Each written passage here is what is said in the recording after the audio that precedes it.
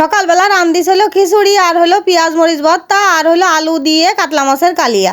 নমস্কার, সবাই কেমন আছেন? আশা করি সবাই ভালো আছেন। তা হলো আজকে সকালবেলা রান্ধিছি হলো এই যে খিচুড়ি রান্ধিছি, আর সাথে আছে হলো পেঁয়াজ আর হলো মরিচ ভর্তা।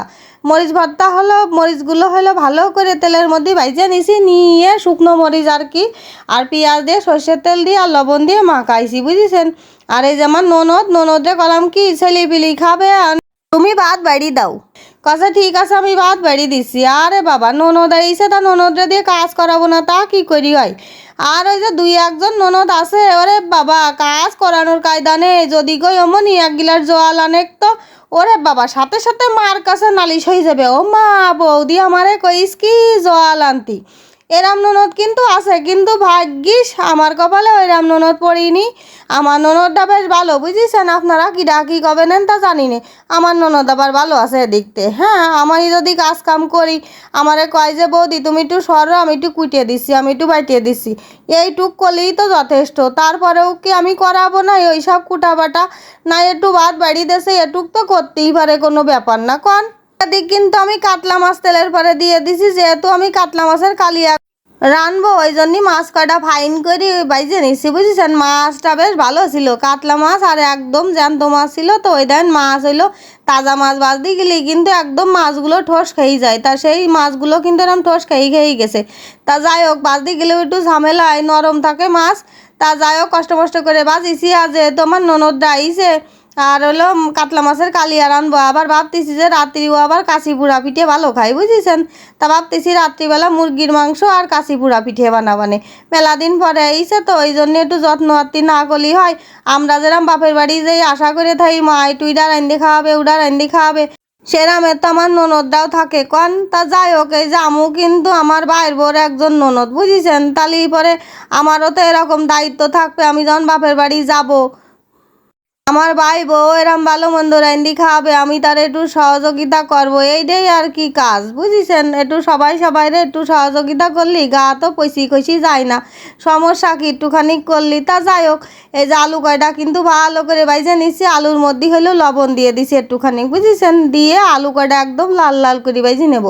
আর আলু যত ভালো ভাজা হয় আর এই মাছের ঝোল কিন্তু তত ভালো আস্বাদ হয়, বুঝেছেন। তাই যে আলু কয়টা ভাজা হয়ে গেছে, আমি কিন্তু আস্তে আস্তে করে আলু কয়টা তেলেতে সব উঠোই নেব। আর মাছ তো আগেই বাইজেই ধুয়ে দিছি, আর এখন এই যে আলুও ভাজা হয়ে গেছে, এখন এই যে উঠোই নেব। আর আলুতে কিন্তু আমি কোনো হলুদ দিইনি, বুঝেছেন, হলুদ ছাড়াই ভাজিছি। আর এই যে খানিক তেল থাকবে না, তেলও একটুখানি উঠোই থুয়ে দিবানে, কারণ হলো এতখানিক তেলে তার তরকারি রানবো না। তেল একটুখানি নামাই থুয়ে দিয়ে এই যে সম্বরা দিয়ে দিছি কিন্তু শুকনো জাল, জিরে আর তেজপাতা। আর এদিকে কিন্তু দিয়ে দেবো পেঁয়াজ কুচি থুয়ে দিলাম, এই যে দিয়ে দিলাম পেঁয়াজ কুচি। আর পেঁয়াজ কুচি কয়টা কিন্তু ভালো করে বাইজে নেব। বাইজে নিয়ে তারপরে হইলো মশলাপাতি এর মধ্যে দিয়ে দেবো। মশলাপাতি বলতে ওই অল্প একটু রসুন পেঁয়াজ বাটা, আদা বাটা, জিরে বাটা, শুকনো ঝাল বাটা সবটা দিয়ে একসাথে বাইটিয়ে ধুয়ে দিছি। তা এখন এই যে পেঁয়াজ কয়টা কিন্তু লাল লাল করে বাইজে নিছি, এখন সেই মশলাটুক ঢেলে দিছি। আর আমি আলাদা করে কোনো জল দেবো না, বুঝেছেন, কারণ হইলো এই মশলা বাটার সময় বেশি করে জল দিয়ে বাটিছি, ওই জন্যই আর আলাদা করে জল দিতে হচ্ছে না মশলা কষাতে গেলে। তাই এই যে মশলাটা কিন্তু ভালো করে কষাবো। এখন দিয়ে দিলাম হলো লবণ, আর তারপরে দেবো হলো হলুদ।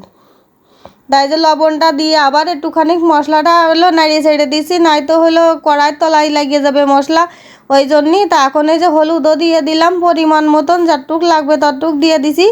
আর এই হলুদ দিয়ে একটু নাড়াচাড়া দিয়ে হলুদটা মিশিয়ে দিলাম, নয়তো দলা মাইন্দে যেতে পারে, বুঝেছেন। বাজারেতে কিনা হলুদ তো ওই প্যাকেট হলুদ না, বুঝেছেন, এমনি লুজটা কিনে নিয়ে এসেছি, কিরাম হবেন তা জানি না, খারাপ না, হলুদটা বেশ ভালোই। আর মধ্যে কিন্তু একটুখানি চিনি দিয়ে দিছি, দেখিছেন, তা খেয়াল করে। এবার হলো সব কিছু দিয়ে ভালো করে মশলাটা কষাই নিচ্ছি কিন্তু। এবার কষানো হয়ে গেলে পরে ওই যে বাইজে থুয়ে দিলাম আলু কয়টা, এখন হলো এই যে দিয়ে দিলাম ডাইলে। আর এই যে আলু কয়টাও একটু মশলার সাথে বেশ ভালো করে কষাই নেবো, নিয়ে তারপরে মাছ কয়টাও কিন্তু আমি এখন এর মধ্যে দিয়ে দেবো, বুঝেছেন। ওই যে মাছ ভেজে ধুয়ে দিলাম না সেই মাছ, আর মাছ কয়টা কিন্তু আমি ফাইন করে কড়া করে ভাজিছি। আর মাছ কয়টা বেশি করে না ভাজলেই পরে ভালো লাগতো না, কারণ একদম টাটকা মাছ ছিল, মাছের নরম সে ভাজতে গেলে উল্টোই যাচ্ছিলো, তাই দিয়ে একবার একটু কড়া করে ভাজে দিছি। তা যাই হোক, এখন এই যে জল ডাইলে দিছি তরকারির মধ্যেই, দিয়ে ভালো করে জাল দেবো। আমি কিন্তু মেলাখানিক জল দিছি, কারণ আলু বড় বড় করে দিয়া যতই হলো আলু ভাজাতে আর হলো কষাতি কষাতি কিন্তু আলু অর্ধেক সেদ্ধ হয়ে গেছে। আর জল দিলাম, আর জল না হলে কি আর ভালো লাগে? আর একটু তরকারিতে জাল খাওয়াতে হয়, জাল না খাওয়ালে সেই তরকারিতে স্বাদ হয় না। তো এখন এই যে তরকারিটা কিন্তু হয়ে গেছে, আমি হলো অল্প একটু গরম মশলা দেবো, দিয়ে তরকারিটা নামাই দেবো। তার আগে যে আলু গলে গেছে, আলু আবার কয়খান নিয়ে ভালো করে হলো আটার পিছন দিয়ে গলায় দিছি। আলু কয়টা গলায় দিলি পরে তরকারিতে আরও বেশি আস্বাদ হয়। তা আমি ওই 4-5খান আলু নিয়ে ভালো করে গলায় দিচ্ছি, বুঝেছেন? তাহলে ঝোলটা ঘনও হয় আর ভালোও লাগে খাতি। আর এখন অল্প একটুখানি গরম মশলার গুঁড়ো দিয়ে দিলাম, দিয়ে তরকারিটা নামাই দেবো, বুঝেছেন? তরকারিটা কিন্তু রান্না হয়েই গেছে, এখন হলো নামাই দেবো। আর এই তরকারিটা গরম ভাতের সাথে খাতি যে কি ভালো লাগবে, একদম কাতলা মাছের কালিয়া একদম জমিয়ে যাবে, বুঝেছেন? আর খাতি খুব ভালো লাগে। আর কাতলা মাছের কালিয়া আরও কতভাবে রান্না করা যায়, কিন্তু আমার কাছে এরকম করে রান্না করলে ভালো লাগে, অল্প মশলাপাতি দিয়ে আর বেশি কিছু দিয়া না। আর কাতলা মাছের পেটিটা দিয়েছেন ভালো বড়, মানে মাছগুলো ভালো বড় বড় করে কাটাই নিয়ে আইছে, যেহেতু হলো ননদ দিয়েছে, সে ছোটো ছোটো করে কাটলি হয় নাকি? তাই যে তরকারিটা হয়ে গেছে। সবাই ভালো থাকবেন, সুস্থ থাকবেন, টাটা।